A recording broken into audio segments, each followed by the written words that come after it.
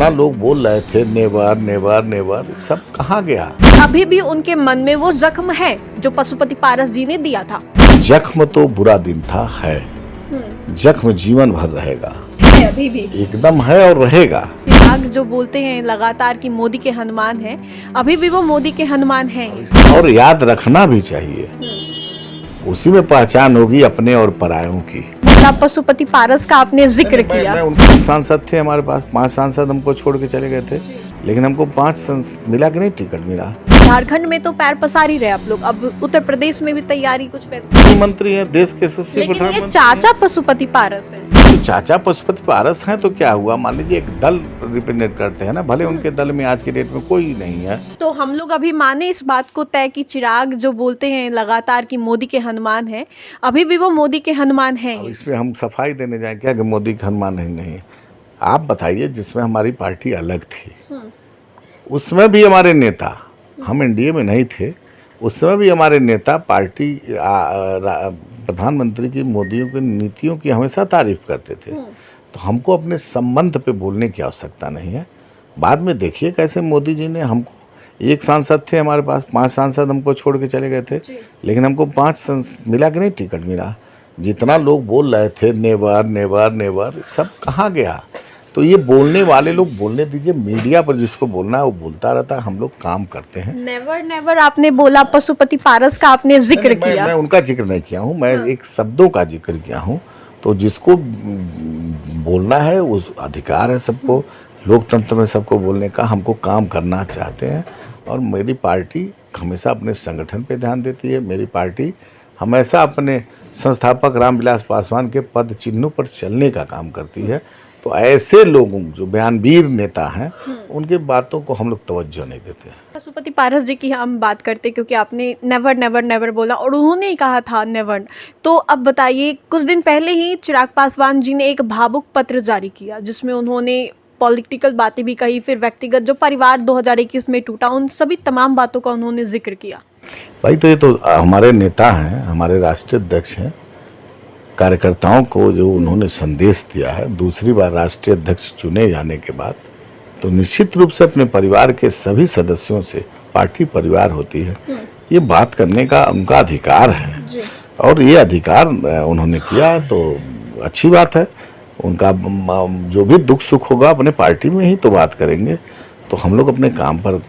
लेकिन राजू जी, ये कोई आम पत्र नहीं था, क्योंकि पत्र जारी होने से कुछ ही घंटों पहले उधर पशुपति पारस जो हैं वो अमित शाह से मिलने की तस्वीरें साझा करते हैं और वो पत्र में शायद चौथी या तीसरी पंक्ति में लिखा हुआ भी होता है कि 2021 में जब पार्टी टूटी तो कहीं ना कहीं देखा जा रहा था कि शब्दों के माध्यम से चिराग पासवान बीजेपी एनडीए को याद दिला देना चाहते हैं कि अभी भी उनके मन में वो जख्म है जो पशुपति पारस जी ने दिया था। देखिए, ये आप लोग उसको एनालिसिस करने का अधिकार है, आप एनालिसिस करिए। हमारी बात हम स्पष्ट रूप से कहना चाहता हूँ, जख्म तो बुरा दिन था, है। जख्म जीवन भर रहेगा, है अभी भी, एकदम है और रहेगा। मैं आपको बहुत जिम्मेदारी के साथ कहना चाहता हूँ, वो जख्म, वो बुरा दिन हमेशा याद रखना भी चाहिए, उसी में पहचान होगी अपने और परायों की। तो इसलिए इस पे आप लोग एनालिसिस करने के लिए स्वतंत्र हैं। हमको अपने काम पे भरोसा है, अपने नेता की नीतियों पे भरोसा है और हम उस पर अपना काम कर रहे हैं। हम लोग 28 नवंबर की बड़ी रैली की तैयारी कर रहे हैं और जो चुनाव आने वाला है, अगले साल विधानसभा का चुनाव है, हम लोग विधानसभा को चिन्हित कर लिया है हम लोगों ने।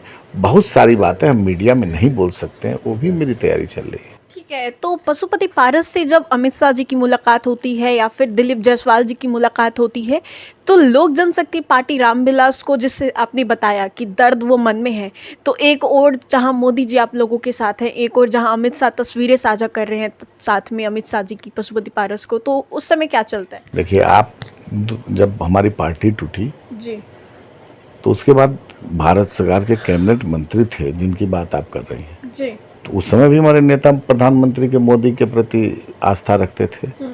तो गृह मंत्री प्रधानमंत्री देश के हैं, पार्टी से अलग हट के वो पद है और मान लीजिए उनका स्वतंत्र अधिकार है हर व्यक्ति का किसी से मिलने का, नहीं मिलने का। अब वो मिलने जुलने पर हम लोग नजर थोड़ी ना रखते तो हैं। इससे दिक्कत नहीं है आप लोगों को? क्यों, प्रधानमंत्री जी लालू जी की मुलायम सिंह जी के यहाँ शादी में गए थे, तो इस पर दिक्कत किसको है? ये तो जाने आने का सिलसिला लगा रहता है, राजनीति में ये सब तो होते रहता है। ये कौन नई बात आपने बता दिया है? हमको क्यों दिक्कत है?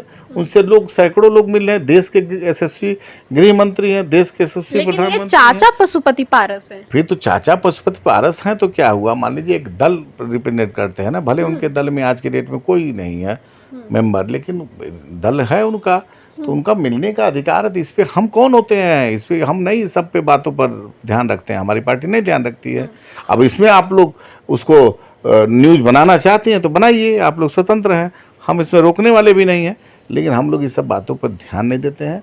गृह मंत्री जी से मिलने का उनका अधिकार है, मिले, उनका प्रदेश अध्यक्ष गए, उस पर हम लोग को क्या कहना है? हम लोग को अपने काम से मतलब है, अपने गठबंधन में, अपने जिसके नेतृत्व में, प्रधानमंत्री के नेतृत्व में काम कर रहे हैं, हम लोग काम कर रहे हैं, हमारे नेता लगातार। ठीक है, एक आखिरी सवाल होगा, विधानसभा चुनाव को लेकर आपकी पार्टी की क्या रणनीति है और क्या प्लानिंग्स है? क्योंकि जिस तरीके से 3 सांसदों को जिम्मेदारी दी गई, उत्तर प्रदेश में अरुण भारती जी को प्रभारी और शांभवी चौधरी को सह प्रभारी, और वहीं झारखंड में राजेश वर्मा को सह प्रभारी बनाया गया, तो झारखंड में तो पैर पसार ही रहे आप लोग, अब उत्तर प्रदेश में भी तैयारी कुछ वैसी है? देखिए, हम, ये हमारे परिधि के बाहर है। जी मैं उत्तर प्रदेश से, हमारी पार्टी जरूर है, लेकिन मेरी सीमा बिहार है, जी और बिहार से जुड़े हुए मुद्दों पर अगर पूछिएगा तो मैं ज़रूर बोलने के लिए बात दूंगा। अब झारखंड की बात पूछिएगा, उत्तर प्रदेश की बात पूछिए, तो इसमें हमको बिहार में कैसी प्लानिंग बिहार में हम अपनी प्लानिंग नहीं बता सकते हैं, रणनीति नहीं बता सकते हैं मीडिया में। मेरी प्लानिंग है, 243 सीट पे हम मजबूती से लड़ेंगे।